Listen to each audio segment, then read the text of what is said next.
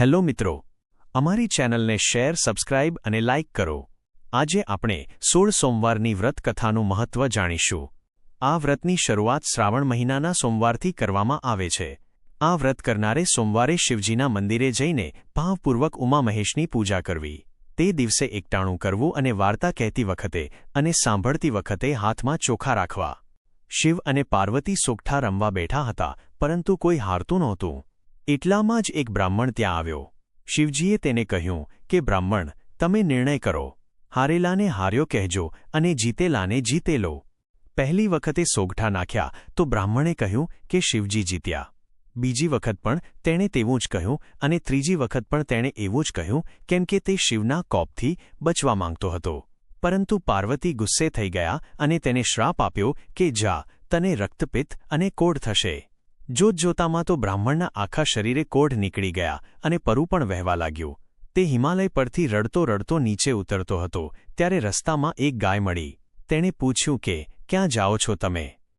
તો બ્રાહ્મણે જવાબ આપ્યો કે મને મા પાર્વતીનો કોપ લાગ્યો છે, તેનું નિવારણ કરવા જાઉં છું। ત્યારે ગાયે કહ્યું કે મારું દુઃખ પણ સાંભળતા જાઓ। મારા આંચળ ફાટું ફાટું થાય છે, પરંતુ મારું દૂધ કોઈ પીતું નથી, વાછરડા પણ ધાવતા નથી। તો મેં એવા કયા પાપ કર્યા છે, તેનું નિવારણ પણ પૂછતા આવજો। ત્યારબાદ તેમને એક ઘોડો મળ્યો।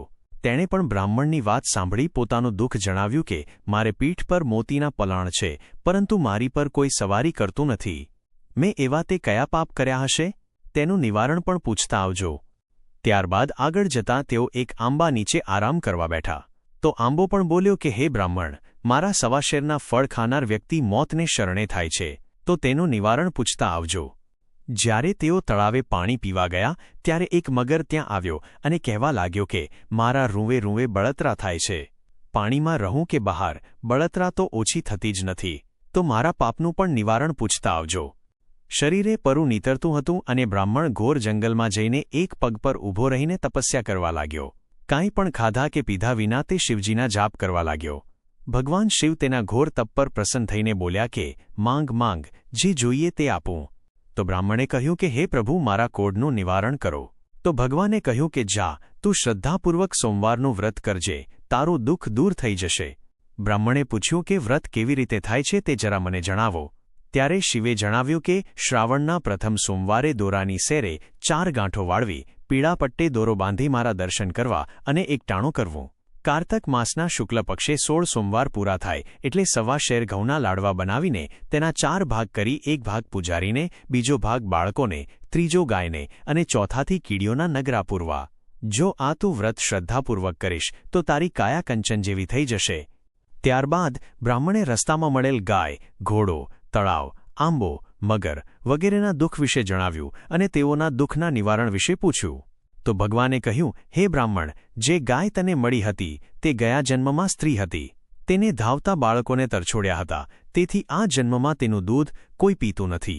તું તેના દૂધથી મારી પૂજા કરજે, તો તેનું દુઃખ દૂર થશે। ત્યારબાદ શિવે ઘોડા વિશે જણાવતા કહ્યું કે તે ગયા જન્મમાં એક વણિક હતો।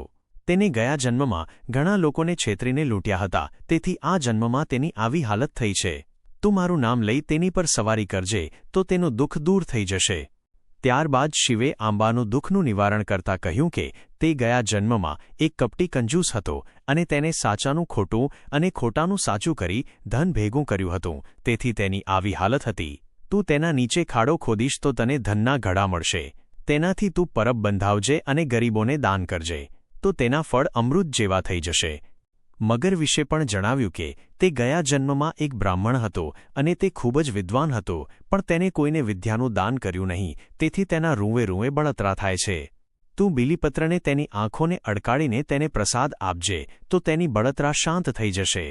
બ્રાહ્મણે પાછા ફરતી વખતે બધાના પાપનું નિવારણ કર્યું। જે રીતે શિવજીએ કહ્યું હતું તેમ જ કર્યું, તો તે બધાને તેમાંથી મુક્તિ મળી ગઈ અને શિવજીના કહ્યા પ્રમાણે તેણે 16 સોમવારનું વ્રત કર્યું તો તેનું દુઃખ પણ દૂર થઈ ગયું અને તેની કાયા ફરીથી કંચન જેવી થઈ ગઈ। આ રીતે 16 સોમવારનું વ્રત કરવાથી દરેકની મનોકામના પૂર્ણ થઈ જાય છે અને ભગવાન શિવ સદાય તેમની પર કૃપાળુ રહે છે।